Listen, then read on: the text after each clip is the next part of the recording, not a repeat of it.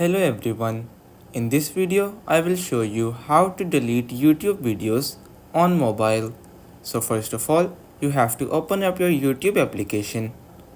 On your application, you have to click on the profile icon that is present at the bottom right corner of your screen. On your profile, you have to click on the View Channel button that is present right beside your username. On your channel, you have to click on Manage Videos. Here, you will be able to see all of your uploads that you have done on YouTube. So now if you want to delete any video, you have to click on the three dots that are present right beside your video. Now click on Delete. Again, click on Delete. So now as you can see, by doing this, I have easily deleted my YouTube video on my mobile.